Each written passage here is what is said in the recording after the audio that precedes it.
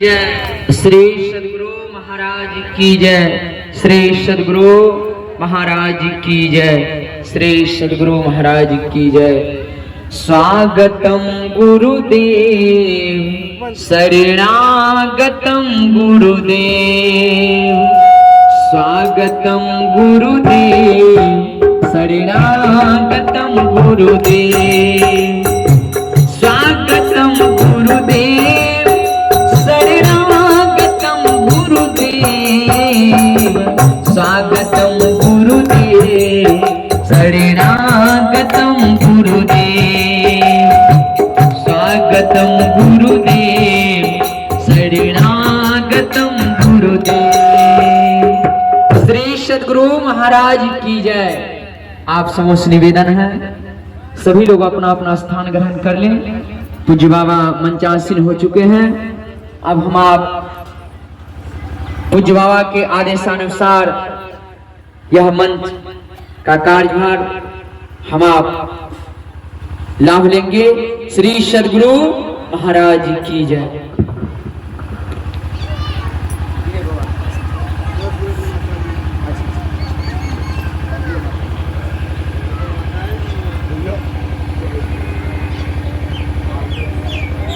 वृत्यार्तेऽहं प्रणतपाल भवाब्धिपोतं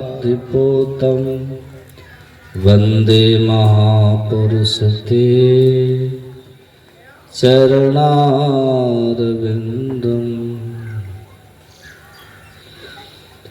धन्य धन्य सद्गुरु सुखद महिमा कही न जाए। जो कुछ कहूँ तुम्हारी कृपा मोते कछु न बसा।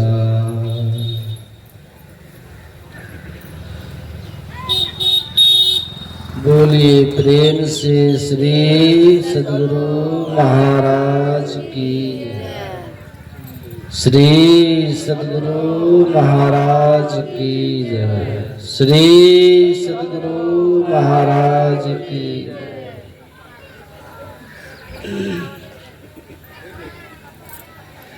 इस पावन मंच पर मंचासीन अर्चनीय वंदनीय मुद मंगलमय साधु समाज, परम आदरणीय सत्संग प्रेमी महानुभाव, पूजनीय माताओं तथा भक्तिमती बहनों, हम लोग यहाँ परमाराध्य संत सद्गुरु महाराज की कृपा से आदरणीय शंभु बाबू के आवास में आदरणीय श्री शंभु शाह जी के आवास में उनके जो पोते हैं जिनका नाम मयंक है, उनके जन्मदिन के अवसर पर यहाँ सत्संग का कार्यक्रम रखा गया है। और ये गुरु महाराज की कृपा से संभव हो पाया है। सत्संग आप लोग बहुत ध्यान से सुनिएगा। एक जगह सत्संग हो रहा था तो वहाँ बहुत भीड़ थी। 2 4 5 बूढ़ी माताएं सत्संग से निकलकर चल दी घर की तरफ। तो रास्ते में लोगों ने पूछा कहाँ गई थी, कहाँ गए थे सत्संग में? तो सुने नहीं, कहा हम लोग के लायक सत्संग नहीं था। कहा मतलब सत्संग में कह रहा था बाबा जिसको मोक्ष चाहिए वो क्या करे, जिसको मोक्ष चाहिए कैसा साधन भजन करे। हम लोग मोक्ष लेकर क्या करेंगे? उनको कहने का भाव था, वो मोक्ष को मोक्ष समझ रही थी। दाढ़ी मोक्ष जो हम लोग होता है ना, माताएं कुछ ज्यादा सीधी होती। काम लोग मोक्ष लेके क्या करेंगे? लेकिन मोक्ष का भाव इस मोक्ष से नहीं है, मोक्ष का अर्थ होता है छुट्टी, मोक्ष का अर्थ होता है छुटकारा, मोक्ष का अर्थ होता है स्वतंत्रता, मोक्ष का अर्थ होता है पराधीनता से छुट्टी, स्वतंत्र हो जाना, आजाद हो जाना, निर्बंध हो जाना, निर्द्वंद हो जाना, निर्ग्रंथ हो जाना, ये है मोक्ष। अभी विचार कीजिए, हम लोग बंधन में हैं कि छूटे हुए हैं? विचार कीजिए, सोचिए, हम लोग अभी किस दशा में हैं, किस स्थिति में हैं? विचार करना चाहिए। और सत्संग इसी के लिए होता है। हमारे गुरु महाराज जी ने कहा है कि सत्संग हम क्यों करें, सत्संग करने का उद्देश्य क्या है। तो हमारे गुरु महाराज जी ने कहने कृपा की, संशय दूर बहार। सत्संग हम इसलिए करते हैं कि तद विषयक, जिस विषय की चर्चा हो, जिस विषय का पाठ हो, उसी से संबंधित कोई संशय मन में न रह जाए। संशय सत्संग से समाप्त होता है। और दूसरी बात, दृढ़ ज्ञान समुझाय बोध देख बुद्धि को हरते। पहली बात तो सदगुरु महाराज जी कहते हैं सत्संग का भाव ये है कि संशय बिल्कुल भी ना रहे, जो सुने उसके लिए निर्भ्रम हो जाए, निसंशय हो जाए। और दूसरी बात गुरु महाराज कहते हैं, सत्संग यदि सुने तो बुद्धि में बात अट जाए, दृढ़ हो जाए, बात घर कर जाए, जम जाए हमारी बुद्धि में, तब सत्संग का फल मिले। अन्य तो सत्संग में गए, संशय लगा ही रहा, सत्संग में आए, बुद्धि की दृढ़ता नहीं हुई, ज्ञान की पकड़ नहीं हुई, समझ में बात नहीं आई, तो फिर हम घर से भी गए और सत्संग से भी गए, तब कुछ लाभ होगा। इसलिए बात को समझ समझ के सुनना चाहिए, खूब ढंग से समझ लेना चाहिए, और संशय कोई मन में न रहे, निर्भ्रम हो जाए, निसंशय हो जाए, बात को खूब बढ़िया से समझ ले। एक बात देखिए, बात तो आप हर जगह सुनते हैं, लोग नेताओं की बात सुनते हैं, वकीलों की बात सुनते हैं, शिक्षकों की बात सुनते हैं, बहुतों की बात आप लोग सुनते हैं, रास्ते चलते भी बहुत लोग की बात आप सुन लेते हैं, बहुत कुछ सुनते हैं। वहां सुनने में और यहाँ सुनने में फर्क है ना? यहाँ और वहां में फर्क है। क्या फर्क है? यहाँ सुनने से बुद्धि की निर्मलता, यहाँ सुनने से बुद्धि की पावनता, और सबसे बड़ी बात, यहाँ यदि आप ढंग से सुनेंगे ना ज्ञान की बात को, यह आपका संस्कार यहाँ बन जाए, और आज नहीं तो कल ये ज्ञान काम आएगा। और दूसरी बात सुनिए, यदि कभी ऐसा भी हो, यदि समझे तब तो अति उत्तम है, और यदि नहीं भी समझ में आ रही है बात, तब भी सत्संग में बैठे रहे, तब भी हानि की तो बात ही नहीं, लाभ ही लाभ। आपके छोटे छोटे बच्चे होते हैं ना, कभी काल किसी बच्चे के मुंह में कोई रोग हो जाता, नहीं होता, बच्चा दूध पीना नहीं चाहता, तो माँ क्या करते हैं, बच्चे को जबरदस्ती दूध पिला देती। भले बच्चा पीना नहीं चाहता था, उसको कोई परेशानी रही होगी, तो वो दूध पीना नहीं चाहता था, लेकिन माँ ने जो बलात् उसको दूध पिला दिया, दूध जो बच्चा के पेट में चला गया, तो वहां वो पेट में जाकर के दूध अपना काम करेगा कि नहीं करेगा? करेगा कि नहीं? वो ऊर्जा देगा कि नहीं? शक्ति देगी कि नहीं? उसके अंग प्रत्यंग को चलाएगा, ऊर्जा भी देगा।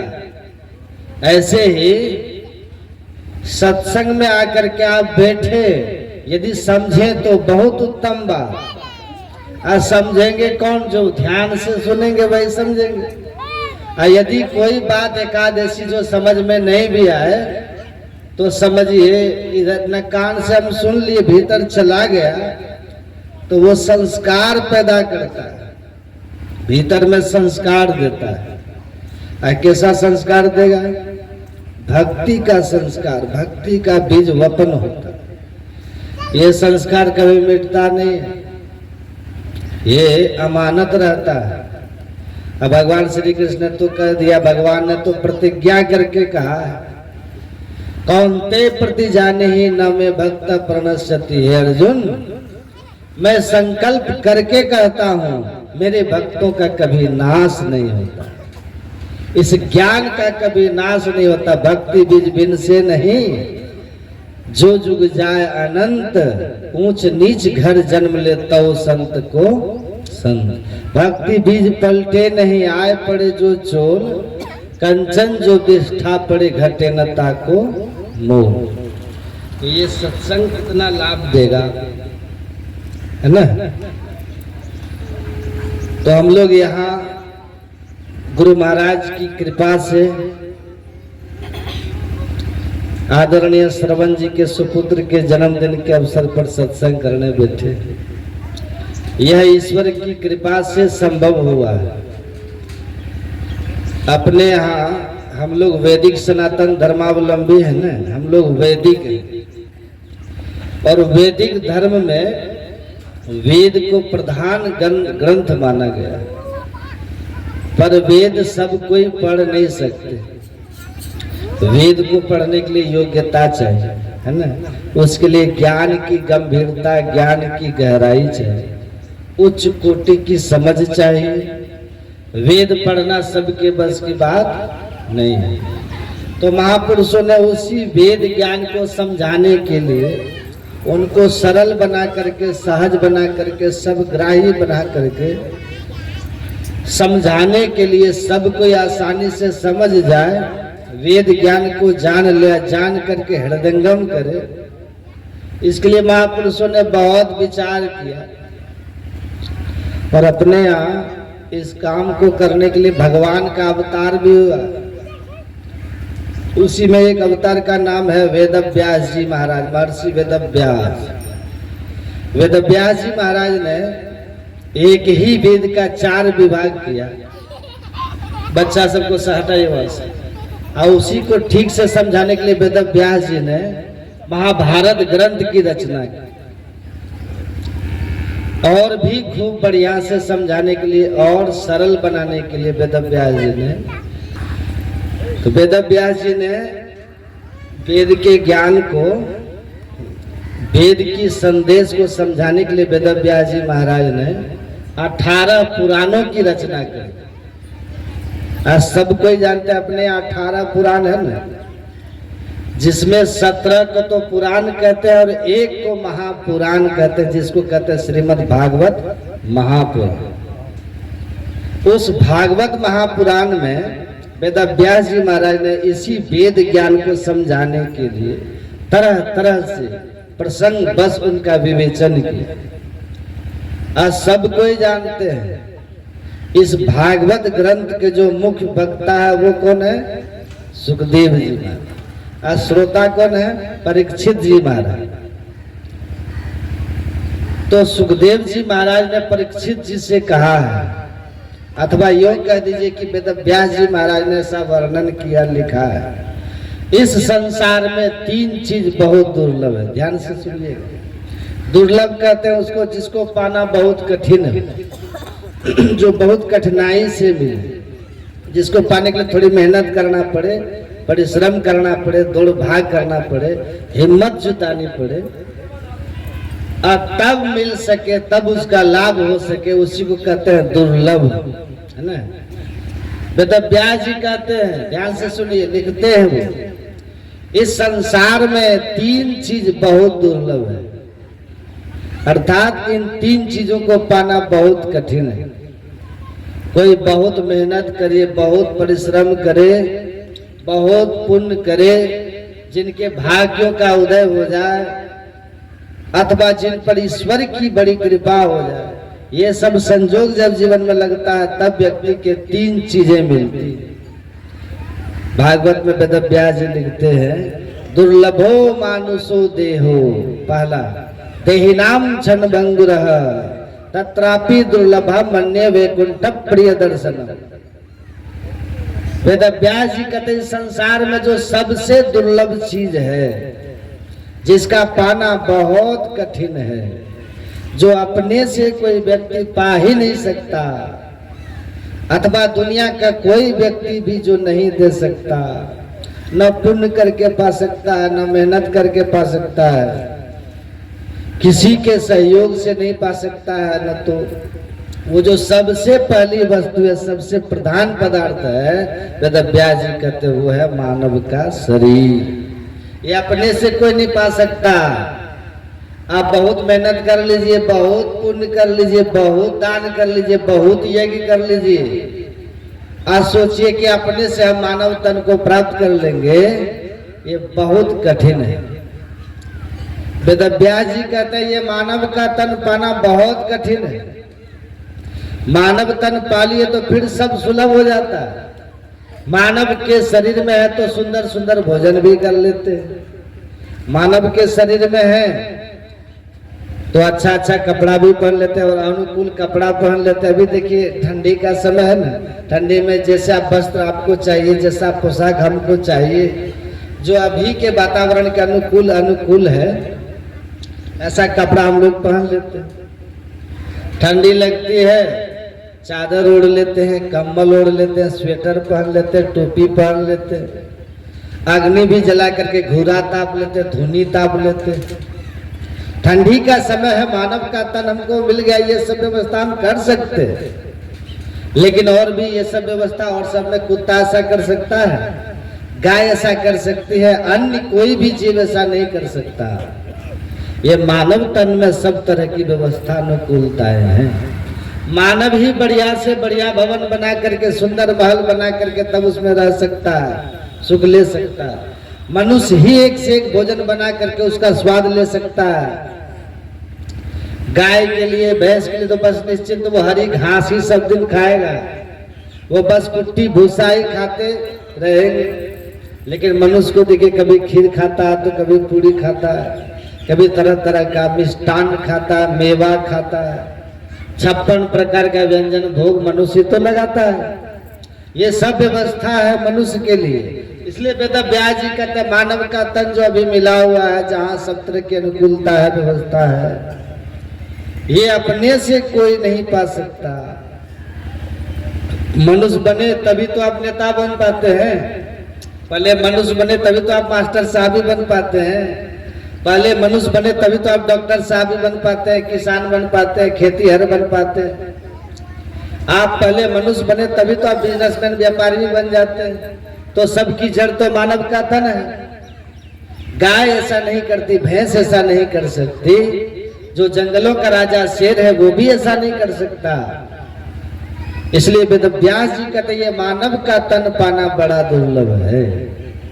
और आप ये मत सोचिए कि आप शरीर है, ये मानव का शरीर हम लोग को मिला है। हम लोग का नहीं मतलब हम जीव हैं, जीवात्मा हम लोग हैं।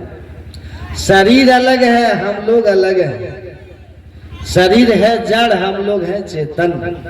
शरीर है मर, हम लोग हैं अमर। इसकी तो मृत्यु होती, इसका जन्म होता रहता। इस शरीर में कभी बाल्यावस्था आती है, बच्चे देखते हैं, बच्चे होते हैं, फिर वही बड़ा हो जाता है, इसमें यौवन आता है, युवावस्था आती है, फिर वही वृद्ध होकर के बुढ़ापा उसको घेर लेता है। ये तो बदलते रहता है शरीर, पर इसके भीतर आप और हम जो है जीवात्मा, इसी जीवात्मा को ये मानव का तन मिलना बड़ा कठिन है। गधा का शरीर मिलना, घोड़ा का शरीर मिलना, गाय का मिलना, बैल का मिलना, कीड़ा मकोड़ा बन जाना, पेड़ पौधा बन जाना, लता विटप बन जाना, पशु पक्षी बन जाना, जलचर बन जाना, थलचर बन जाना, नभचर बन जाना, जो आकाश में चलने वाले वो सब बन जाना बड़ा आसान है। ये सब तो व्यक्ति कर्म करके पा सकता है, लेकिन ये मानव का तन पाना बड़ा कठिन। इसलिए वेदव्यास जी कहते दुर्लभो मानुषो देहो, ये मानव का तन पाना बड़ा कठिन। ये किसको मिलता है? जिस पर ईश्वर की कृपा हो, बस उसी को केवल ये शरीर मिलता है। ईश्वर कृपा के बिना कोई सोचे कि हम मनुष्य पाल है, मनुष्य शरीर, कोई जीव की कामना हो, मानव तन चाहते तो सब कोई है। काकभुसुंडी जी महाराज कहते हैं, पढ़िए रामायण में, काकभुसुंडी जी कहते हैं, जीव चराचर जाचत जेहि। जितने चलने वाले जीव है और जितने नहीं चलने वाले जीव है, सब चाहता कि मानव का शरीर हमको मिले, सब चाहता, लेकिन पाना बड़ा कठिन।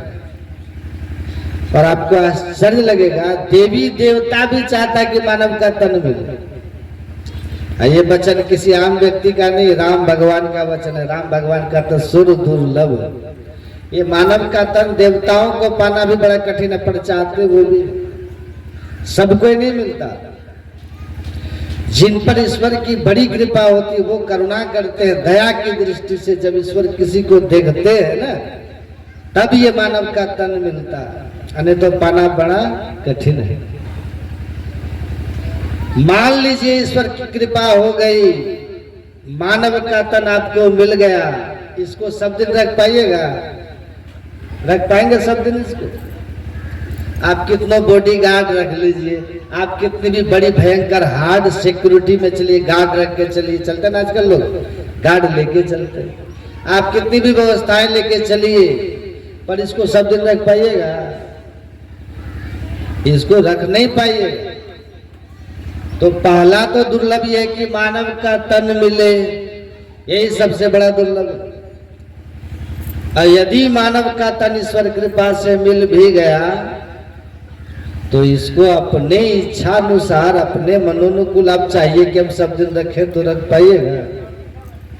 नहीं रख पाइएगा। कितना भी परिश्रम कर लीजिए, कितना भी अकल लगा लीजिए, कितनी भी बुद्धि लगा लीजिए, कितना भी दिमाग खपा लीजिए, कुछ भी कर लीजिए, इस मानव तन को सब दिन आप रख नहीं पाएगा।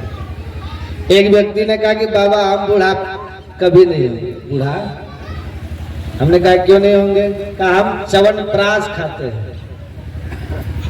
तो च्यवनप्राश खाने से सब दिन जवान रह पाइएगा? च्यवनप्राश जिस ऋषि के नाम पे बना है ना, च्यवन ऋषि के नाम पे बना है च्यवन, और अश्विनी कुमार ने उनको बना करके दिया था। वो च्यवन ऋषि भी बूढ़ा होकर के मर के संसार से चले गए। तो च्यवनप्राश खाने वाले सब दिन जवान रह पाएंगे? कब शरीर छूटेगा, कब बूढ़ा होंगे, कब ये छूट जाएगा, कोई आता पता नहीं है। ये भी मत सोचिए कि बूढ़ा होके ही हम मरेंगे, ऐसा भी निश्चित नहीं है। निश्चित है नहीं, बालक नहीं यौवने, नहीं वृद्धि कछु बंद, वह अवसर नहीं जाने जब आए पड़े जम फंद। जम का फंदा कब आएगा है किसी को जानकारी? कोई नहीं जानता। कितना बच्चा तो माँ के पेटे मर करके जन्म लेता है, कितना जन्म लेते ही मर जाता है। विमला नानु पश्यन्ति पश्यन्ति ज्ञान चक्षुषा, जिसके पास ज्ञान की दृष्टि होते वो देख लेता मर के कौन कहा जाता है। पर सबको ये बात तो पता नहीं चलता। आपको पता, हम लोग जो मनुष्य है ना, मनुष्य के पेट में जो मनुष्य, जो माएँ जो होती है, माताएं जो होती हैं, माताओं के पेट में जो बच्चा होता है वो उल्टा टंगा रहता है पेट में। गाय का बच्चा तो तभी वो सीधा रहता है, उसका मुंह रहता है एकदम पीछे की तरफ, उधर धर रहता है, तभी वो सीधा रहता है। और हम सब जो माँ के पेट में रहे हैं पूरे 9 महीना, वहाँ तो बिल्कुल उल्टा लटक करके रहते हैं। वहाँ खून होता है, पीप होता है, रस होता है, रक्त होता है, क्या क्या वहाँ रहता है। गंदगी से भरी रहती है जगह, मलमूत्र की थैली जा रहती है, वहीं पर हम लोग 9 महीना तक पड़े रहते हैं बेचारे, वहां रहते हैं। कितना तो वहां रहते रहते माँ के पेट में ही मर जाता है। और आपको आश्चर्य लगेगा कितने को मार दिया जाता है वहीं। बहुत घटना घट रही, जानते ना, भ्रूण हत्या, माँ के पेट में बच्चा को मार दिया जा रहा है। ईश्वर की कृपा उन पर हुई, मानव तन देखिए मिल गया, लेकिन मानव तन पाने के बाद भी कब वो मरेगा कोई अता पता है? वहीं मर जाता, कितने को मार दिया जाता। माँ के पेट में बच्चा को ज्ञान होता, बोध रहता, वहां भी बच्चा को ज्ञान होता, और वहां कोई बच्चा को मार दे, आप विचार कीजिए ये कितना दुखद होता होगा, है? उस बच्चा को भी कष्ट होता है, उसको भी दुख होता है, कितना वहीं पर मर जाता है, कितना को मार दिया जाता है। कितना बच्चा तो जन्म लेने के समय इतनी पीड़ा, इतना दुख होता है कि जन्म लेने के समय ही मर जाता है। कितना का जन्म होता है, छठी भी नहीं देखता, छुट्टी हो जाती है। कितने जवान भी प्रमाण चढ़ जाते हैं। बूढ़ा के लिए कहते बूढ़े तन की क्या पड़ती थी। इसलिए संत गुरु नानक देव कहते हैं, नहीं बालक नहीं यौवने, नहीं वृद्धि कछु बंद, वह अवसर नहीं जाने जब आए पड़े जमपन। जम का फंदा कब आएगा ये किसी को पता नहीं है। ये वेद व्यास जी महाराज कहते, पहला तो सबसे जो दुर्लभ है वो है मानव का तन पाना। ये बहुत दुर्लभ चीज है, और यदि मानव का तन मिल गया तो जिंदा रहना बड़ा कठिन है। जिंदा रहना बहुत कठिन है। कौन कब मरेंगे ये किसी को पता नहीं। झूठे सुख को सुख कहे, मानत है मनमोद, जगत चबेना काल का कुछ मुख में कुछ गोद। कबीरा गर्भ नो कीजिए, काल गहे कर केस, न जाने कित मारी है, क्या घर और क्या परदेश। कहाँ कब किसको मार देगा कोई पता है, किसी को अता पता नहीं।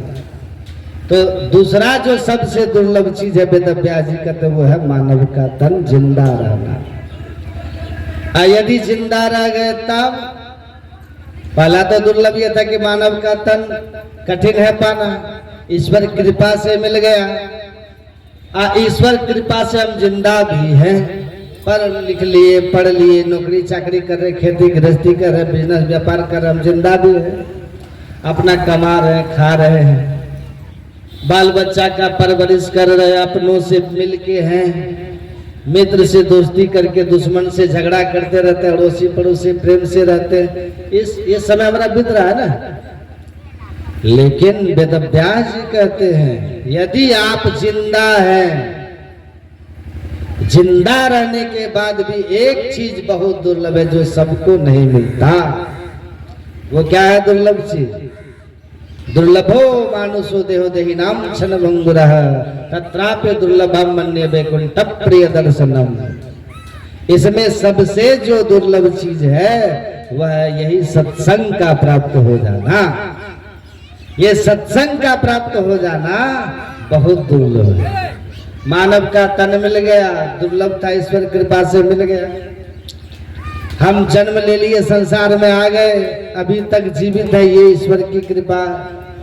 हम जिंदा है। जिंदा रहने के बाद जो दुर्लभ चीज है, मास्टर बनना दुर्लभ नहीं है, डॉक्टर बनना दुर्लभ नहीं है, बड़े बड़े पद पे चला जाना दुर्लभ नहीं है, बहुत धन कमा लेना भी दुर्लभ नहीं है, बहुत यश कमा लेना, बड़ी प्रतिष्ठा कमा लेना, ये भी कोई दुर्लभ चीज नहीं है।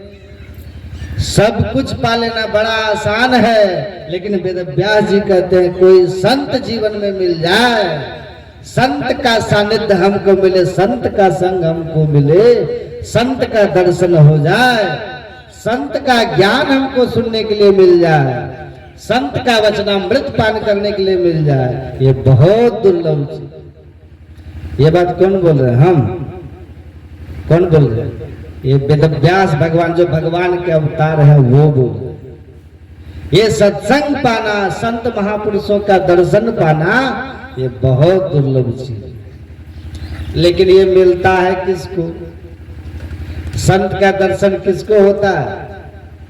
संत का वचनामृत किनको मिलता है? संत का सानिध्य किनको नसीब होता है? बड़ी बड़ी बातें इसके लिए है, बड़ी बड़ी बातें हैं, ध्यान से सुनिएगा। अपने यहाँ सब कोई जानते हैं 33 करोड़ देवी देवता है, जानते हैं ना? 33 करोड़, पता है ना? कोटि का मतलब प्रकार भी होता है, कोई कहते 33 प्रकार के देवता। 33 प्रकार के देवता में कहते हैं 12 तो आदित्य होता है, 11 रुद्र होते हैं, 8 वसु होते हैं और इंद्र प्रजापति, ये सब मिला करके 33 प्रकार के देवता है। और कोई कोई कहते कि 33 करोड़ देवता होते हैं। अब विचार कीजिए, तो 33 करोड़ है देव, अब महादेव कितना है? एक ही है ना भगवान शिव। 33 करोड़ है देव, देवताओं की संख्या है 33 करोड़, एक ही है महादेव जिनको भगवान शंकर अपना। भगवान शंकर से किसी ने पूछा, माता पार्वती ने प्रश्न किया, रामायण में आप पढ़ेंगे। भगवान शंकर से माता पार्वती प्रश्न करती, हे प्रभु, जो सबसे बड़ा लाभ है दुनिया में, जिसका पाना बहुत दुर्लभ है, जिसका प्राप्त होना बड़ा कठिन है, ये लाभ, ये संतों का लाभ आखिर किनको मिलता है? ये प्रश्न है माता पार्वती का। सुन रहे ना आप लोग? ये सत्संग का लाभ किनको मिलता है? सत्संग, संत महापुरुषों का दर्शन, ये नसीब किनको होता? तब भगवान शंकर ने उत्तर दिया। भगवान शंकर कहते, देवी बिनु हरि कृपा न होय सो गावहि वेद पुराण। है केवल देवी, मैं ही नहीं कह रहा हूं, ऐसा वेदों में लिखा है, पुराणों में लिखा है, वेद पुराण सब कहता है। जब तक किसी के ऊपर ईश्वर की कृपा न हो जाए तब तक संत महापुरुषों का दर्शन नहीं होता। अब भगवान शंकर झूठ भी बोलते हैं। आपको लगता होगा कि भगवान शंकर झूठ बोलते हैं। देखिए, भगवान शंकर इतने सत्यनिष्ठ हैं, इतने सत्य संकल्प है भगवान शंकर। रामायण में है ना, उनकी जो अर्धांगिनी है, धर्म पत्नी है माता सती, जो जगदम्बा भवानी है, संग सती जग जननी भवानी। जो जगदम्बा है, जो जगत जननी है, जो भवानी है, वो माता सती एक बार झूठ बोल गई। एक बार जीवन में, कितना बार? एक बार झूठ बोल गई। और उसी झूठ के चलते भगवान शंकर ने सती का सदा के लिए परित्याग किया। एक झूठ के चलते। ऐसे जो भगवान शंकर हैं, इतने सुंदर पत्नी, इतनी पतिव्रता, दक्ष की पुत्री, ऐसी पत्नी को, ऐसी पतिव्रता, ऐसी परम सुंदरी को, त्रिलोक सुंदरी को भगवान शंकर ने एक झूठ के चलते सदा के लिए परित्याग कर दिया। अब विचार कीजिए, इसी से भगवान शंकर को झूठ से कितना नफरत हो। भगवान शंकर कितने सत्यवादी हैं, है कि नहीं? वो भगवान शंकर बोल रहे हैं किनको? वही सती जो पहले थी, जो पहले जन्म में सती थी, प्रथम जन्मी दक्ष गृह जाई, नाम सती सुंदर तनु पाई। जो पहले जन्म में दक्ष की पुत्री होके जन्म ली थी, जिसका नाम सती था, जो परम सुंदरी थी, वही सती एक झूठ बोलने के कारण भगवान शंकर से तिरस्कृत हो जाती है, उपेक्षित हो जाती है, अनादृत हो जाती है। और वही मर करके उस जन्म में अगला जन्म फिर लेते हैं, उसी का नाम पड़ता है पार्वती। उसी पार्वती माता ने प्रश्न किया है, हे प्रभु, ये किसको मिलता है? क्यों प्रश्न किया आपको पता है? जब वो सती देह में थी पार्वती माता, तब भगवान शंकर सती को साथ में लेके गए थे वहां कुंभज ऋषि के आश्रम में सत्संग सुनने के लिए।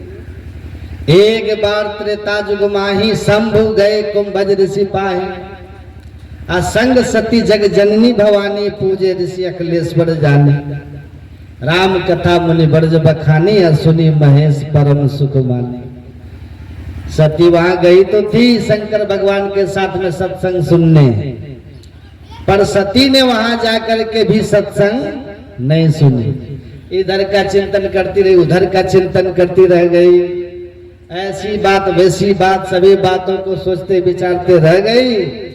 वहां बैठी रही, कुछ उस जगह पे वो रही, उपस्थित भी रही, उस परिवेश में रही, माहौल में रही सती, लेकिन सत्संग के प्रति उनके भीतर में उपेक्षा का भाव है।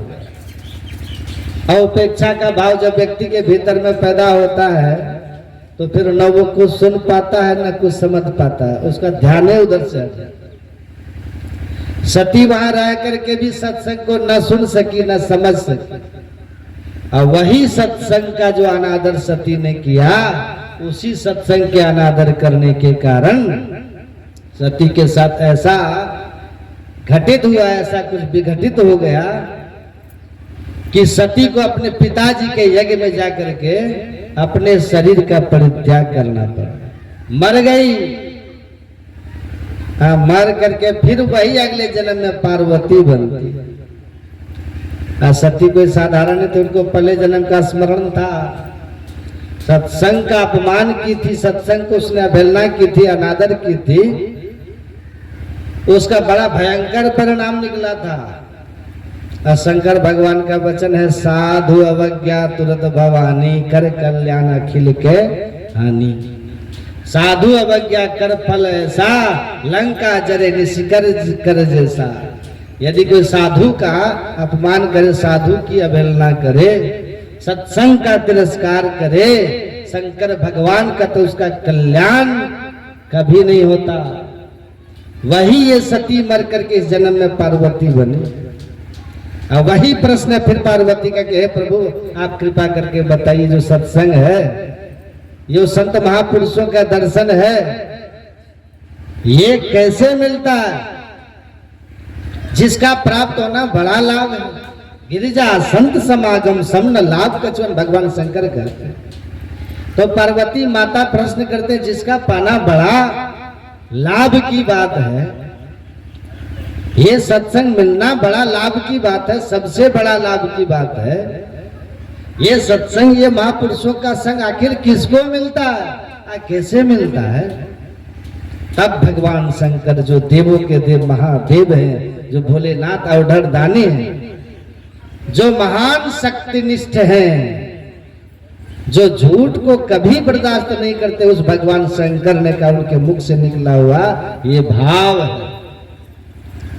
भगवान शंकर कहते, देवी बिनु हरि कृपा न होहि सो। गावहि वेद पुराण, जब तक किसी के ऊपर ईश्वर की कृपा न हो जाए तब तक ये बहुत कठिन है, नहीं मिलता। यहाँ जो सब आप लोग करके बैठे ऐसे ही बैठ गए हैं, तलियारे में इतने लोग हैं, आएंगे अभी तो इतने लोग तो नहीं है, लेकिन कौन आते हैं यहाँ? जिनको ईश्वर चुनते हैं, जिन पर ईश्वर की बड़ी कृपा होती है ना, वही यहाँ करके बैठते। यही भगवान शंकर कहते, बिनु हरि कृपा न होहि सो। हे देवी, ये बिना ईश्वर कृपा के हो ही नहीं सकता। देखो, मैं तो कहता ही हूं, लेकिन ये मत समझो केवल मैं कहता हूं। भगवान शंकर कहते, गावहि वेद, वेद गा रहा है इस बात को। अभी सुने पाठ में, आप सुन रहे थे पाठ में, ओम युंजान प्रथमं मनस्तत्वाय सविता धियम अग्निर ज्योतिर्निश्चय पृथिव्याध्यावरत। ये वेद भगवान का ये संगीत है, वेद भगवान का गाना है, गाते हैं वेद भगवान। वही भगवान शंकर कहते कि वेद ने ऐसा गाया है। वेद भगवान कहते, हे मनुष्यो, यदि जगत प्रसव करता ईश्वर को पाना चाहते हो, यदि शब्द लगा हुआ है, यदि चाहते हैं। कौन चाहते हैं? यदि क्यों लगा करके बोल रहे हैं? यदि चाहते हैं तो यदि क्यों चाहते हैं? इसलिए चाहते हैं कि जब तक हम ईश्वर को नहीं जानेंगे, जब तक हम ईश्वर को नहीं पाएंगे, तब तक जन्म मृत्यु का दुख लगा रहे। जन्म मृत्यु में बड़ा कष्ट होता है। तो वही वेद भगवान कहते, हे मनुष्यों, यदि आप ईश्वर का दर्शन चाहते हैं ना, जन्म मृत्यु के दुख से छूटना चाहते हैं, ये ठंडा का दुख तो कुछ भी नहीं है। ये ठंडी का दुख तो आप दूर कर लेते हैं, घुरा जला के आग ताप लिए ठंडी खत्म, कम्बल ओढ़ लिए ठंडी खत्म, गर्मी का समय आता पंखा चला लिए गर्मी खत्म, भूख लगी भोजन कर लिए भूख का दुख खत्म। कोई बीमारी होती है, डॉक्टर के पास जाते हैं, औषधि खा लेते हैं, बस बीमारी खत्म। हड्डी टूट जाती है, फ्रैक्चर हो जाता है, डॉक्टर के पास जाते हैं, उसको जोड़ जाड़ करके स्टील का रोड आड़ी लगा के उसको ठीक करके दुरुस्त कर देते, खत्म। लेकिन ये जन्म मृत्यु का जो चक्कर लगा है, हड्डी टूटी तो आप बना लिए, रोग हुआ तो आप ठीक कर लिए, लेकिन हड्डी टूटने या रोग का जड़ क्या है, इसकी मूल क्या है, इसका शरीर ही तो है। यही तो दुख देता रहता है। एक बार हड्डी टूटी जुड़वा लिए, फिर एक्सीडेंट कीजिए, फिर हड्डी टूट जाएगी। माथा दर्द था, औषधि खा के ठीक करवा लिए, फिर पेट में दर्द हो जाएगा। पेट का दर्द ठीक हुआ, फिर टीबी पकड़ लेगा, टीबी की दवा खा लिए, टीबी ठीक हो गया, फिर सर्दी जुकाम हो गया। कितना ठीक कराइएगा, कितना इलाज कराते रहिएगा, और आप शरीर तो है नहीं, इसके भीतर रहने वाले जीव तत्व है। आए देह का बंधन पड़ गया, तो ये कब तक चलता रहेगा, जब तक हम ईश्वर का दर्शन नहीं कर लेते हैं, परमात्मा को देख नहीं लेते हैं। वही तो हमारा सर्वस्व है। इसलिए वेद भगवान कहते हैं उनको देखो, उनको पाओ, उनका दर्शन कीजिए। इसके लिए सबसे पहला काम करने के लिए वेद भगवान कहते हैं, वही है पहला काम, सबसे पहला काम वेद भगवान कहते हैं सत्संग, अर्थात बुद्धि योग, मतलब सत्संग। ये देखिए वेद भगवान शिव कह रहे हैं, बिनु हरि कृपा न हो सो गावै वेद पुराण। वेद ऐसा गा रहा। अब पुराण का देखिए, पुराण पढ़िए, भागवत में सुनिए, नारद जी का वचन सुनिए पुराण से। भाग्यो देन बहु जन्म समर्जिते न सत्संगमं च लभते पुरुषो यदा वै। अज्ञान हेतु कृत मोह मदान्धकार नाशम विधाय तदोदयते विवेकः। ये भागवत महापुराण का वचन है। गावहि वेद पुराण, नारद जी कह रहे पुराण से। जब किसी व्यक्ति के अनेकों जन्म के भाग्यों का उदय हो, भाग्योदय बहु जन्मों से भाग को जमा करते करते, भाग जमा कैसे होता, भाग जमा होता पुण्य करने से। आप पुण्य हम कैसे करते हैं, किसी भूखा को 2 रोटी खिला दिए, किसी नंगा को कपड़ा पहना दिए, किसी बीमार को इलाज करवा दिए, है ना, किसी बेघर को घर बना दिए, किसी अनपढ़ को पढ़वा लिखवा दिए, दान पुण्य कर दिए, कहीं पर स्कूल बना दिए, कहीं पर कुआं खोदवा दिए, कहीं पर हॉस्पिटल बनवा दिए। ये पुण्य कर्म करते रहते। सत्संग कर लिए, सत्संग करवा दिए, इससे पुण्य भी होता है, पुण्य का फल भी सत्संग है। सत्संग करने से दुनिया का सबसे बड़ा पुण्य होता है, करवाने से। इसलिए पुण्य की जड़ है ये सत्संग, पुण्य के फल से मिलता भी। यही सब करते करते धीरे धीरे जब हमारा पुण्य पूंजीभूत होता है, पुण्य पुंज बिनु मिले न संता, जब पुण्य पूंजीभूत होता है अनेक जन्मों से करते करते, उसी पुण्य के फल से हमारे भाग्यों का उदय हो। नारद जी कह रहे हैं ऐसे अनेक जन्मों से शुभ कर्म करते करते, पुण्य कर्म करते करते, सत्कर्म का अनुष्ठान करते करते ये मानव का तन मिलता है। सत्कर्म करते करते जब भाग्यों का उदय होता अनेक जन्मों का अनंतर, तब ये सत्संग की प्राप्ति होती है। यही पुराण में लिखा हुआ, गावहि वेद पुराण बहु जन्म समर्जिते ना सत्संगमं च लभते पुरुषो यदा वै। किसी जीव को, किसी शरीरधारी जीव को, मानव तनधारी इस जीव को ये सत्संग की प्राप्ति तब होती जब भाग्यों का उदय हो। और ये मिल गया तब नारद जी कहते हैं तदोदयते विवेक, इससे विवेक की जागृति होती है। बिनु सत्संग विवेक ना हो, या राम कृपा बिनु सुलभ न सोई। बिना हरि कृपा की, ईश्वर कृपा के, राम कृपा के सत्संग नहीं मिलता। और सत्संग के बिना हमारे विवेक की जागृति प्राप्ति नहीं होती। अब विवेक की प्राप्ति नहीं होगी तब क्या होगा, बिनु विवेक संसार घोर निधि पार न पावे कोई। बिना विवेक के संसार चक्र में, जन्म मृत्यु के चक्र में पड़े रहेंगे, बस दुख होता रहेगा। जन्मत मरत दूसरा दुख होई, बहुत दुख होगा। आप देखते हैं कितने तो ऐसे प्राणी हैं जो ठंडा में ठिठुर के मर जाता है, नहीं होता है? कितनी गायें मर जाती, कितने भैंस मर जाती, कितना कुत्ता बिल्ली ठंडी में ठिठुर ठिठुर के मर जाता है। और गर्मी में देखिएगा कितने लू लग करके मर जाता है कि नहीं, कोई व्यवस्था रहता है? कितना दुख होता रहता है, कितना कष्ट होता है। भगवान शंकर कहते देवी ये सब बात ग्रंथों में लिखी हुई है, वेदों ने गाया, पुराणों ने गाया, गावहि वेद पुराण, कि जब व्यक्ति के ऊपर ईश्वर की कृपा हो, भाग्योदय होने से, पुण्योदय होने से, तब ये सत्संग मिलता है। अब सुनिए, ये मानव का तन दुर्लभ था, वो मिल गया। जिंदा रहना कठिन था, मुश्किल था, दुर्लभ था, हम जिंदा रह गए। ईश्वर की कृपा हमारे ऊपर हो गई, ये सत्संग मिल गया। और सत्संग मिल गया तब क्या लाभ होगा? सत्संग के मिलने से सत्संग का फल क्या होना चाहिए? बहुत आपने सत्संग में सुना, कई बार आप लोगों मैंने सुनाया है कि जो सत्संग में जाते उनको 4 फल की प्राप्ति होती है। सुनी समझहि जन्मुदित मन, मज्जय अति अनुराग, अल्लाह ही 4 फल अछत तनु साधु समान प्रयाग। जो सत्संग में चले आए और सत्संग में आकर के आराम से बैठे, अब बड़ी श्रद्धा से सत्संग सुने और सुन करके सभी बातों को समझ भी ले और समझ करके उस बात को मन में धारण कर ले और तदनुकूल आचरण कर ले। तुलसीदास जी कहते इसका बड़ा फल है। और जो बात तुलसीदास जी महाराज कहते हैं ना, वही बात हूबहू हमारे गुरु महाराज जी कहते हैं। पता लगे हमारे सतगुरु महाराज कहते हैं, सतजन सेवन करत नित्य सत्संगति करना। सतजन कहते हैं साधु को, सतजन कहते हैं संत महापुरुषों को। तो हमारे गुरु महाराज कहते हैं साधु पुरुषों का संग करके, संत महापुरुषों का संग करके आप प्रतिदिन सत्संग कीजिए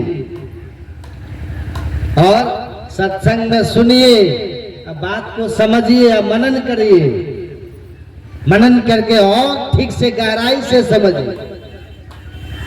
आप देखिए गुरु महाराज हमारे क्या कहते हैं, मनन करत नहीं बोध होई तो पुनि समुझिए। यदि मनन करते से बोध न हो जाए, ज्ञान नहीं हुआ, कोई बात समझ में नहीं आई, तो गुरु महाराज कहते उसको फिर से समझिए, फिर से सुनिए, अथवा जिज्ञासा कीजिए, प्रश्न पूछिए, वहां आपको समझा देंगे। समझिए, समझ गए तब समझी बोध जो होई रहनी ता सम कर लीजिए। यदि बात को समझ गए, ज्ञान बात मन में अट गया, तब गुरु महाराज कहते हैं अपने रहनी वैसी बना लीजिए, रहन सहन वैसा बना लीजिए। इसी का फल क्या होता है? तो तुलसीदास जी कहते हैं ही 4 फल मिलता है। 4 फल कौन सब है? अर्थ, धर्म, काम और मोक्ष, ये 4 फल है। ये चारों फल की प्राप्ति हो जाती है। अर्थ का अर्थ मतलब धन संपत्ति वैभव। जो ठीक ठीक सत्संग करेंगे, बाहर अंतर सत्संग को सुनेंगे, फिर समझेंगे, फिर निधिध्यासन करेंगे, आचरण में उतार लेंगे, अगर ठीक से ऐसा सत्संग करेंगे, ऐसा व्यक्ति कभी धन के लिए दुखी हो ही नहीं सकता। उनके पास, उनके जीवन में उनकी आवश्यकता अधूरी कभी हो ही नहीं सकती। उनके जो आवश्यकता होगी उसकी पूर्ति अवश्य हो जाती। इसलिए सत्संगियों के पास इसका अभाव नहीं रहता। और यदि अभाव है तो समझिए हमने सत्संग ठीक से नहीं किया, या यदि अभाव है तो समझिए हमारे भीतर इच्छाओं की ढेर लगी हुई। इच्छा की पूर्ति कभी नहीं होती, आवश्यकता की पूर्ति तो हो जाती है। नहीं, आवश्यकता कि हमें कपड़ा चाहिए तो कपड़ा मिल जाता है। नहीं, और किसी के भीतर हो कि नहीं हम 7 दिन में 7 ड्रेस पहने, तो ये सत्संग से नहीं मिलेगा, है ना। आवश्यकता है भोजन करने की, हमको भोजन मिले, हम जिंदा रहे, पेट हमारा भरे, शरीर हमारा स्वस्थ रहे, सबल रहे, ऊर्जावान होकर के हम रहे, तो भोजन समय से आपको मिल जाएगा। अरे मनुष्य की बात कौन कहे, संत तो कहते हैं मुर्दा हो को देते कफन लकड़ी आग, आ जिंदा नर चिंता करे ताका बड़ा अभागी। तो अभागी लोग खाने पीने के लिए चिंता करता है। यदि कोई सत्संग करे, सत्संगी भूखा मरे, ये हो ही नहीं सकता, ये संभव नहीं है। पांव फटी पगड़ा भया, जागे जीवा जून, सब काहू को देते है चोट समाना चून। अजगर करे न चाकरी, पंछी करे न काम, तीन लोग नौखंड में सबके दाता राम। इसका मतलब साधु महात्मा ये नहीं कहते कि बस अजगर के तरह आप भी बैठे रहिए दिन भर, जीवन भर आप भी बस बैठे रहिए निठल्ला होकर के, अकड़मन होकर के, आलसी बन करके आप बैठे रहिए, ऐसा नहीं कहते। हमारे गुरु महाराज कहते हैं सत्संगी बने हैं ना तो स्वावलंबी जीवन जी लीजिए, थोड़ी मेहनत करिए, थोड़ा परिश्रम कीजिए, जीवन बिताओ स्वावलंबी। भरम बाड़े फोड़ी कर, संतों की आज्ञा है ये में ही माथ धर छल छोड़ कर, ये सभी संत महात्माओं का आदेश है। हमने ठल्ला बैठे मत रहिए, सब कुछ कीजिए और सत्संग भी कीजिए, समय से ध्यान भी कीजिए, कोई कमी नहीं रहेगी आप। और आप असल में धर्मात्मा कहलाएंगे। असल में सत्संग में आने वाले पुरुष ही धर्मात्मा वो कहलाते हैं जो सत्संग के वचनानुकूल अपना आचरण बना ले। सत्संग में सब तरह की बातें कही जाती हैं और सभी बातों को जो सुन ले, समझ ले, वैसा कर ले तो वो धर्मात्मा बन जाते हैं, वो धर्मात्मा हो जाते हैं। उनकी कामनाओं की पूर्ति होने लग जाती है और जब उनकी मृत्यु होती है, उनका देहावसान होता है ना, शरीरांत होता है, तो उसके बाद उनकी सदगति हो जाती है। ये कितना लाभ है, ये सब तो लाभ है ही है। सबसे बड़ा लाभ क्या है, शरीर हमको मिल गया, ईश्वर कृपा से शरीर हमको मिल गया, हम जिंदा भी ईश्वर कृपा से हैं और सत्संग भी ईश्वर कृपा से हमको मिल गया। तो सत्संग मिलने के बाद तो लाभ बहुत होता है, ऐसा कोई लाभ नहीं जो सत्संग मिलने के बाद बाकी रहे, सब लाभ मिलता है। मति की रति गति भूति भलाई, जब जही जतन जहां जही पाई, सो जानब सत्संग प्रभाव लोक वेदना अनुभव, सब मिलता है। जलचर थलचर नभचर नाना जे जड़ चेतन जीव जहाना, सबको मिलता है। जो सत्संग करेंगे उन सबको मिलेगा। लेकिन सत्संग पाने के बाद सबसे बड़ा लाभ क्या है? भगवान शंकर ने ये कहा कि दुनिया में सबसे बड़ा लाभ है सत्संग का मिलना। और सत्संग के मिलने के बाद तो बहुत लाभ मिलता है, लेकिन सत्संग मिलने के बाद सबसे बड़ा लाभ क्या है, सबसे श्रेष्ठ लाभ क्या है? आपको पता नहीं होगा, अथवा होगा तो आश्चर्य लगता होगा।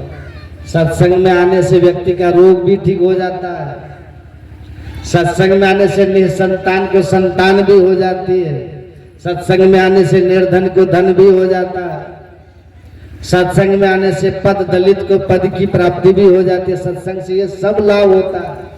लेकिन सवाल ये है कि सत्संग में आकर के हमें लाभ कौन सा लेना चाहिए, कौन सा सबसे बड़ा लाभ है? जो लाभ एक बार हमको मिल जाए तो फिर वो लाभ हानि में न बदल जाए, वो कौन सा लाभ है? निसंतान थे आप, सत्संग में आए तो सत्संग के पुण्य प्रताप से, सत्संग की कृपा से आपको संतान हो गई। क्या वो संतान सब दिन रहती है? रहती है संतान सब दिन? संतान नहीं रहती। आपका विवाह नहीं हो रहा था, सत्संग में आए, ईश्वर कृपा हो गई, अनुकूल मिला, विवाह हो गया, तो क्या पति पत्नी सब दिन साथ रहिएगा? इस मरु में किन से लिपट जुड़ाऊं, सबों को ज्वाला में जलते देखा। कुछ तो चढ़े चिता के रथ पर, कुछ कब्रों की ओर चला। अब पल भर रुका न मित्र पुत्र, माता से नाता तोड़ चलानी संतान थे, सत्संग में आए, ईश्वर से मनोती की, गुरु महाराज से मनोती की, संतान हो गई। लेकिन संतान होने के बाद भी कितनी माताएं रोती बिलखती रह जाती, पुत्र चला जाता रहता है, या पुत्र है या मां चली जाती है। विवाह हो गया, पति पत्नी हो गए, पर कौन कब जाएंगे, पहले जाएंगे, कोई जानते इस बात को? किसी को आता पता नहीं। ये स्थिति है संसार की। पल भर रुका न मित्र, पुत्र माता से नाता तोड़ चला। लैला रोती ही रही, पर हाय कितने मजनू मुंह मोड़ चला। ये सब जो लाभ मिल करके छूट जाए, वो लाभ बड़ा कैसे हो सकता है? हम पहले बेघर थे, घर हमारे पास नहीं था, पर सत्संग करने लग गए, पुण्य कर्म करने लग गए, पवित्र कर्म करने लगे, मेहनत करने लगे, परिश्रम करने लगे, ईश्वर की कृपा हो गई, सुंदर सा घर हम बना लिए। क्या घर में सब दिन रहेंगे? वहां घर सब दिन रहेगा हमारा? यदि एक बार भूकंप होगा, ज्यादा नहीं, बस 1 मिनट तक भूकंप हो तो घर रहता है। जाके देखिए ना, नेपाल चीन में जाके देखिए, बहुत बार भूकंप होता है, घर डनमनाते रहता है। भारत में कभी कल भूकंप होता है, देखते हैं क्या क्या दशा हो जाती है लोगों की, कितना भयभीत हो जाते हैं लोग, क्या क्या होता है। अब बरसात में देखते हैं, जब बाढ़ का समय आता है, मीरगंज के पास एक घर था, उधर लोग बता रहे थे, एक बार बाढ़ आया था, बहुत जोर का बाढ़, 2008 में। मीरगंज जो चौक है ना, उससे थोड़ा उधर दक्षिण साइड में एक घर था, पेट्रोल पंप है उधर, जानते हैं? कोई थे वहां, सोनार भाई, जाति पाति की बात नहीं करना चाहिए, लेकिन बता रहे हैं। एक था वहां, उसका घर बेचारे का सुनार था, बड़ा सुंदर घर बनाया था, पानी भरा, जो लोग सुना रहे थे, हम देखे नहीं, घर सहित कहाँ गया घर वाला पता ही नहीं चला, घर भी गायब हो गया, घर वाला भी सब लापता हो गया। 2008 की मकान सहित व्यक्ति लापता हो जाता है, नाव पर बैठे बैठे नाव सहित लापता हो गया। ये सब क्या होता है? कितनी मेहनत करके बेचारे बनाए होंगे घर, कितना मेहनत किए होंगे, कहां कहां से पैसा ला करके जुटा करके, कितनी एड़ी चोटी का पसीना एक करके, ये करके वो करके, यहाँ जा करके वहां जा करके, इससे मिल करके उससे मिल करके, रात दिन एक करके बेचारे वो सुंदर सा मकान बनाए होंगे, लेकिन मकान सहित काल कल्पित हो गए। कितना सुंदर कपड़ा पहनते होंगे, कमा करके देखते हैं, लेकिन कपड़ा सहित लोग मर जाते हैं। ऑफिस में बैठे बैठे कितने की विदाई हो जाती है, घर में सबके साथ है, चल देते हैं। पल भर रुका न मित्र, कोई पल भर भी प्रतीक्षा नहीं करता। ये सब क्या? इसका मतलब ये नहीं कि सब बेकार, ऐसा नहीं कहते महापुरुष, ये सब बहुत आवश्यक है, ये सब चाहिए भी। मकान नहीं रहेगा तो आप रहिएगा कहाँ? कपड़ा नहीं रहेगा तो फिर पहनिएगा क्या? अन्न नहीं होगा तो खाइएगा क्या? ये सब तो जरूरी है, लेकिन ये सब के साथ रहते हुए, इन सब को पाते हुए, इन सब को स्वीकारते हुए, भीतर से बुद्धिमान होकर के ये रहना चाहिए, हमारी बुद्धिमानी ऐसी होनी चाहिए कि इसी में हमको कुछ ऐसा भी पाले हम, जो हमारा कोई छीन न सके, जो हमसे कोई छीन न सके, जो हमसे कभी अलग न हो सके, जो शरीर रहे तब भी साथ रहे, और शरीर नहीं रहे तब भी साथ रहे। हम जिए तब भी हमारे साथ हो, और मरे तब भी हमारे साथ हो। दुनिया का सब व्यक्ति हमारे साथ हो तब भी वो हमारे पास रहे, और जब दुनिया का सब व्यक्ति हमारा साथ छोड़ दे तब भी जो हमारे पास रहे। ऐसा कोई एक धन होना चाहिए कि नहीं? ऐसा कोई धन तो हमारे पास होना चाहिए, ऐसी कोई पूंजी तो हमारे पास होनी चाहिए, जो सबके रहने के बाद भी हो, नहीं रहने के बाद भी हो। ये क्या कि सब है तो हम बड़े खुश है, सब साथ छोड़ दिया तो सिर ढूंढ रहे हैं, ये क्या? एक ऐसा धन हमको चाहिए, एक ऐसी पूंजी हमको चाहिए, सब है तब भी वो पूंजी हमारे पास है, हंस रहे मुस्कुरा रहे। आज सब यदि साथ छोड़ दे तब भी हमारी मुस्कुराहट खत्म ना हो, तब भी हमारी हंसी पर कोई पानी न फेर सके, वो धन भी तो चाहिए। वैसी पूंजी भी तो हमारे पास होनी चाहिए। वो कौन सी पूंजी है?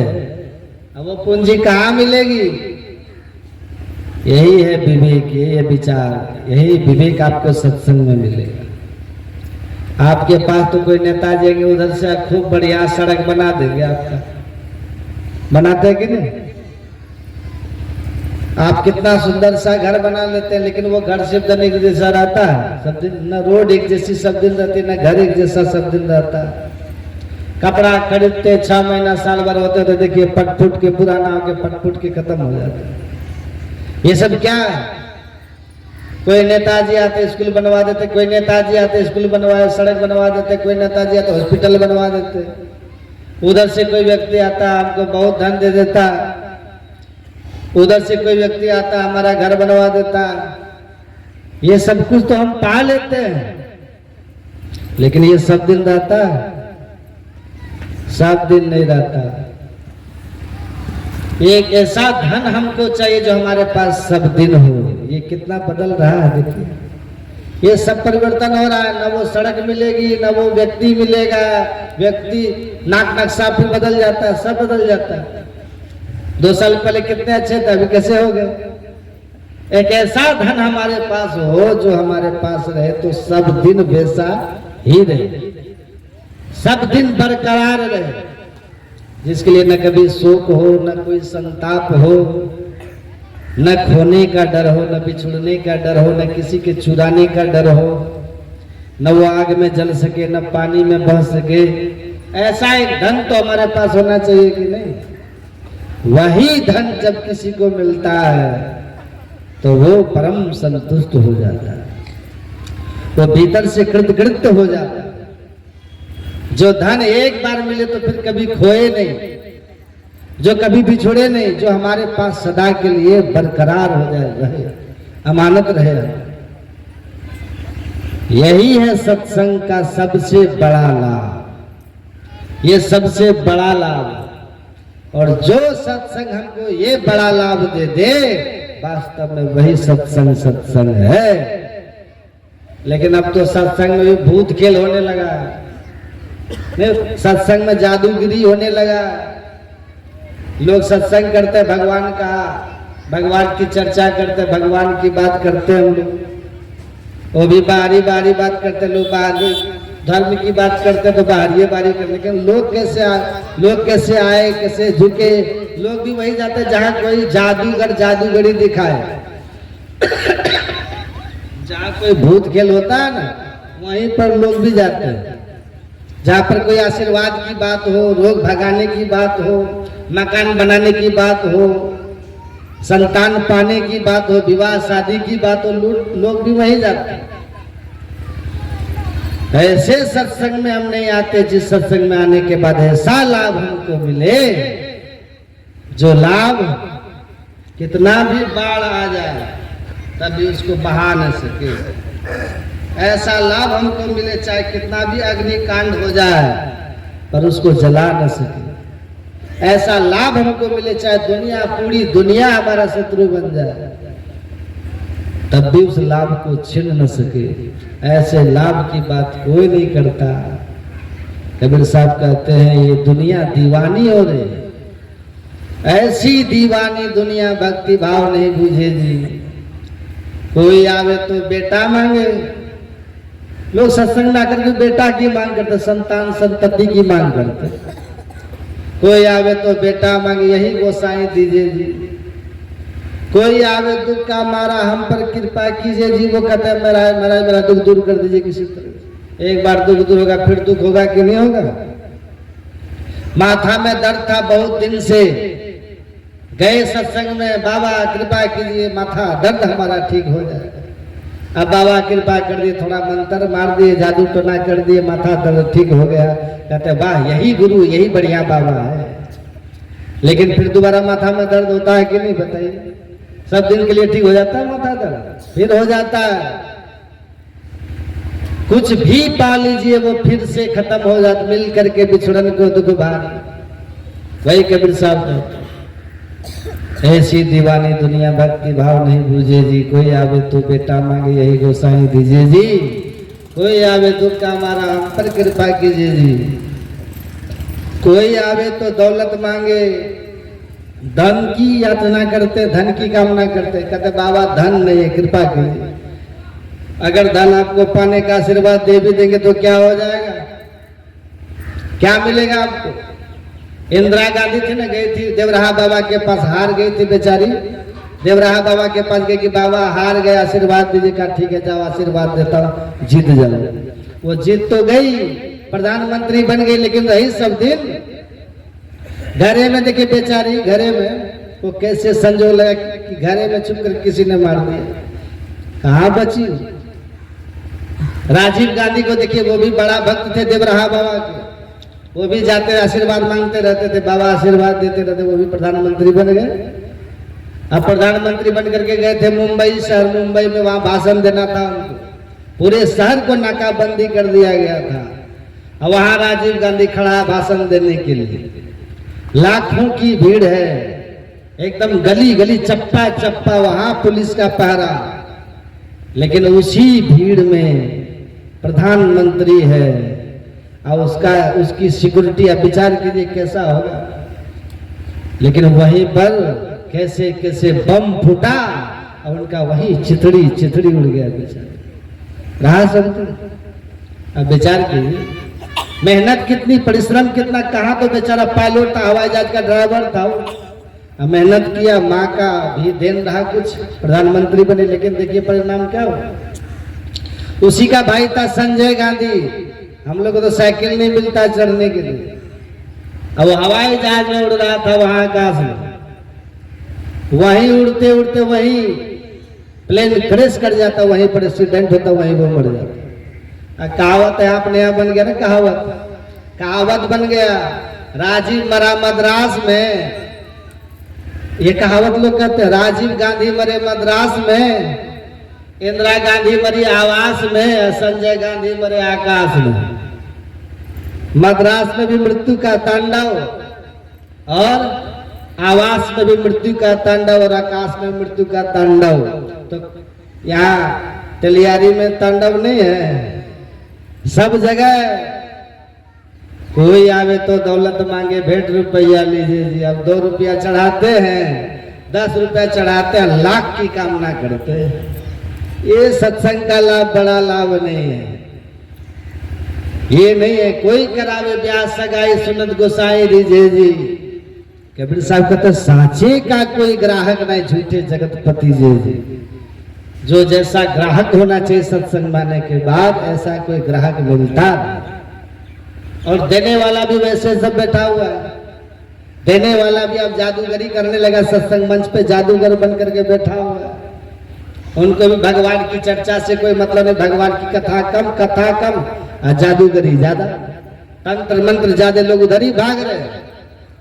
कबीर साहब कहते सांचे का कोई ग्राहक नहीं, झूठे जगतपति जी। ये झूठे के पीछे झूठ कहते जो मिल करके नहीं रहे, जो असत्य है, जो कभी रहे कभी नहीं रहे, वो झूठ होता है। और जो सब दिन रहे वो सत्य वस्तु है। एक ऐसा लाभ जो हमको मिले तो कभी छूटे ना, कोई छीन ना सके, कोई लूट ना सके, आग जला ना सके, पानी उसको बहा ना सके, उसमें कोई बट्टा बखरा न कर सके, कोई हिस्सेदारी न ले सके, ऐसा कौन सा धन है। वही धन का परिचय सत्संग आपको बताएगा, और उसी परिचय बताने में सत्संग की महिमा भी है। वही दे दे लाभ ये सत्संग, तब इसकी महिमा सत्संग की होती। तो आप देखिएगा ये पहला दिन का प्रथम सत्र का सत्संग है ना, एक ही टाइम का सत्संग है और एक टाइम सत्संग सुनना है, एक टाइम और बचा है, आधा खत्म आधा बचा, एक समय गया बीत रहा है, और अभी आपको एक टाइम का सत्संग सुनना है। इसी लाभ की चर्चा करेंगे। वो कौन सा लाभ है, वो लाभ हमको कैसे मिलेगा। जो सदैव हमारे साथ रहे, जब तक जिंदा है तब भी पास में, और जब यहाँ से जाएंगे तब भी पास में। और आप अकेला में कभी बैठ करके सोचिएगा आखिर साथ क्या जाएगा, उस अंतिम यात्रा में हमारे साथ क्या चलेगा। जब यहाँ से चलेंगे दुनिया से तब क्या जाएगा, उसी लाभ का पता सत्संग में बताएंगे, वही लाभ आपको हम देंगे। अभी तो समय बहुत हो रहा, 10 बजने वाला है, 10 में आरती होके बस होना, तब ना ध्यान कीजिएगा। अभी 10 से 11 ध्यान भी है यहाँ, है ना। अपराह्न काल में आपको हम सुनाएंगे विभीषण जी का प्रसंग, ठीक है, दिव्य प्रसंग, विभीषण राम मिलन का। विभीषण जी कैसे राम भगवान से मिले हैं, अब विभीषण जी क्यों मिले हैं, मिल करके उनको क्या मिला है, ये विभीषण जी थे कौन, इस प्रसंग को हम खूब बढ़िया से आपको अपराह्न काल में सुनाएंगे। ऐसे मैंने पहले सोचा था कि यहाँ पे और कोई विषय सुनाएंगे, लेकिन अच्छा विषय लगा, यहाँ के अनुकूल, माहौल के अनुकूल, यहाँ पर हम विभीषण और राम मिलन का प्रसंग सुनाएंगे अपराह्न। तो आप अपराह्न काल के सत्संग में समय से आकर के बैठिए और अधिक संख्याओं में दूसरों को भी लेके आइए। यहाँ आकर के बैठ करके ये एक टाइम का सत्संग का लाभ वो ले लें, लाभ लेकर के जीवन को कृतार्थ करें। फिर अपराह्न काल में सुनेंगे, जो किसी कारण से नहीं आ सके, किसी कारण से मान लीजिए कोई कारण हो, घर में काम अथवा कहीं जाना पड़ जाए, तो ऐसी व्यवस्था हो गई है, सबके घर घर में मोबाइल तो सब रखते, अपने अपने मोबाइल में सब, YouTube में एक चैनल है महर्षि मेही आश्रम, उसको आप सब्सक्राइब कर लीजिएगा। आप कहीं भी रहिएगा, यहाँ के सत्संग का लाभ ले लीजिए। यहाँ तो सुनिएगा, जहाँ कहीं भी हम रहेंगे दुनिया में, हमेशा आपको मिलता रहेगा वो सत्संग, आप सुनते रहेगा अपने मोबाइल में सब। ये महर्षि मेही आश्रम को सब्सक्राइब कर लीजिए, यहाँ करके तो सुनिए। यदि नहीं आ सके किसी कारण से, तो वहाँ घर से भी सुन लीजिएगा। तो अपराह्न काल में और विशेष चर्चा, याद रखिएगा विभीषण मिलन का प्रसंग हम सुनाएंगे, बड़ा दिव्य प्रसंग है। एक भजन होगा, फिर आरती होगी। बोलिए श्री